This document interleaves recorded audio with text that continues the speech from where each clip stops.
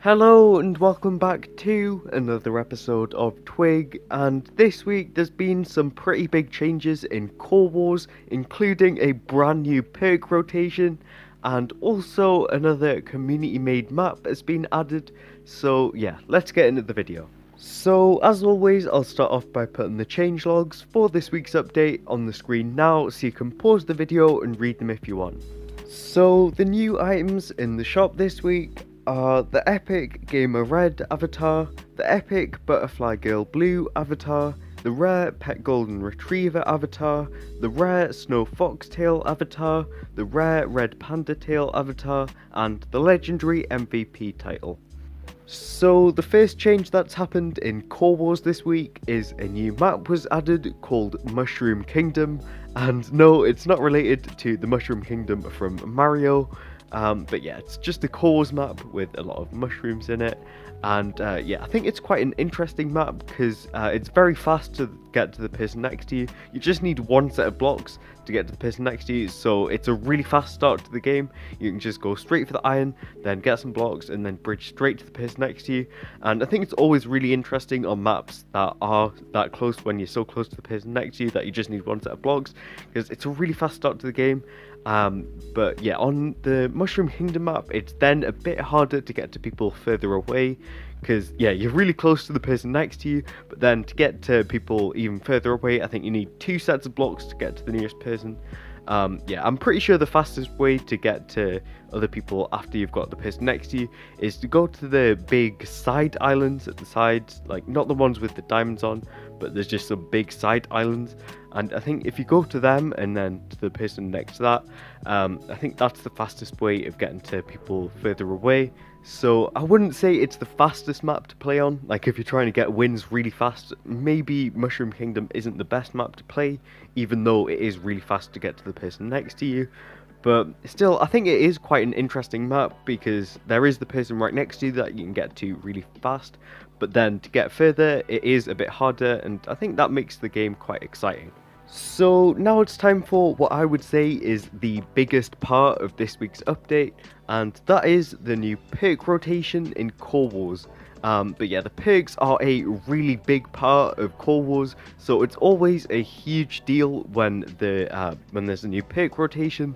So yeah, these are the new perks, and the first thing you might notice is that Quick Step is gone. Yeah, just in case you don't know what Quick Step was, basically for 8 core pieces you could get speed 1, and yeah, a lot of people really liked it, me included. It made getting around quite a bit faster, and you could just go through games faster. You could get faster games because you could just get around and kill other people faster. So yeah, it is a bit of a shame that Quick Step is gone, but I think it's been replaced with some very good perks. So the first of the new perks is called Toolkit, and it costs 6 core pieces, and basically what it does is it gives you a stone pickaxe and a stone axe. And I've seen a lot of people that don't really like the perk, and their argument is that you can just get the tools for iron instead. It's 20 iron instead of 6 core pieces, and in most situations it's just cheaper to get them with iron, and I do agree with that. In most situations it is just cheaper to use iron, but I think that toolkit is one of the best perks in the whole new perk rotation, and it's also one of the cheapest by far. And the reason I think it's such a good perk is because right at the start of the game it's really hard to get iron. Like, you just want to use all of your iron on blocks to get around, but yeah, it's just sort of cheaper to get the tools with core pieces at the start of the game.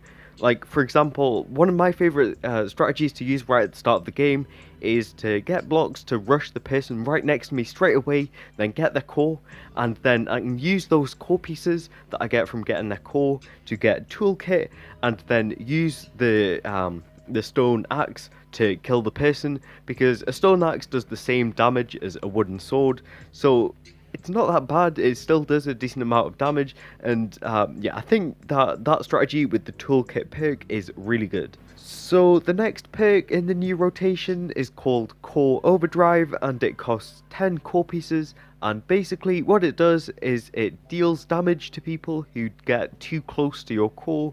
So yeah, some particles appear around your core, and that sort of indicates where people will take damage. And yeah, if someone is in that area, they will take damage. And it's very good for sort of stopping people getting your core, because to get your core, they've got to get close and be in that area where they take damage. Sort of the only way of getting the core without taking damage is to do it sort of from a distance with a bow, because you can deal damage to cores with bows. But yeah, it's just sort of a really good way of protecting your core. So I think if you've got 10 core pieces spare that you're not going to spend on anything else, you should definitely spend it on core overdrive, especially if you're really far away from your core, so you can't really protect it. But yeah, there is one problem with core overdrive, and that is it's completely useless if you've already lost your core. So the next perk in the new rotation is Knockback Reduction, and it costs 10 core pieces, and it basically just does what it says in the name. You take less knockback, so it's very good in PvP. Just taking less knockback gives you a big advantage in fights. But I would say that the other perks in the new rotation are better. So yeah, if you've got 10 core pieces, I would say it's probably better to like spend them on something else instead of knockback reduction. But obviously, if you've already got everything else, then you might as well get knockback reduction, because it will help you out in fights. So the last perk from the new rotation is increased knockback, and it's the most expensive at 12 core pieces. And it increases the knockback that people you hit take. So if you're in a fight with someone and you've got increased knockback, you will hit them further away. So yeah, it's really useful in fights, because yeah, you can just hit the other person much further away, so it's easier for knocking people off the edge into the void. And also it's easier for getting combos and stuff like that. So it is really useful. It's probably one of the most useful perks out of the new rotation, apart from maybe Toolkit right at the start, because I do really like Toolkit. But yeah, it is a really good perk. It's very helpful in fights, and it's also a brand new perk. So it's not been in Core Wars before. This is the first time it's been in the game. So yeah, that's pretty cool. So some other changes that have happened this week are changes with Galaxies Translations into different languages. So first of all, a brand new translation was added this week, and it is a Korean translation. It was done by, in the changelog say it was done by Levy's friend. Well, I haven't been told exactly who this friend is, but yeah, if you don't know already, Levy is a helper on Galaxite, and they've done the Japanese translations for Galaxite. So yeah, it's their friend. And then also there's been some changes with the Dutch translation. There was already a Dutch translation in Galaxite. It's been there for over a year. But yeah, the translation for Dutch has been updated by Anne, who is also a Galaxite helper. So this week there's also been quite a lot of changes in Prop Hunt. A few of them have been just like bug fixes, and I'm not going to talk about them. If you want to find out about them, just read the changelogs. But yeah, first of all, the haunted house map has been temporarily removed, so you can't play on the haunted house map in Prop Hunt anymore, or for the time being. But yeah, it's just because there was a game-breaking bug.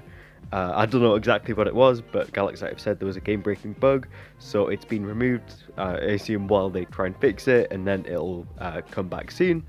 And then also a brand new map was added called Circus, and it's from the Prop Hunt build contest, where basically people from the Galaxite community, like basically anyone, could just build a Prop Hunt map with a chance of it actually being added into the game. So the Circus map was built by AJ, Mr. Ducky, Jason and Gleam, and it was one of the 3 winning maps chosen from the Prop Hunt build contest. So far the Sphinx ship map and the Circus map have been added into the game, but so far the Kyoto map hasn't been added in, so we've still got that one to look forward to in the future. But that's it for this week's episode of TWIG. If you enjoyed it, please leave a like, and also if you've not already, please subscribe, because it really helps me out and it also means you won't miss any future episodes of this series.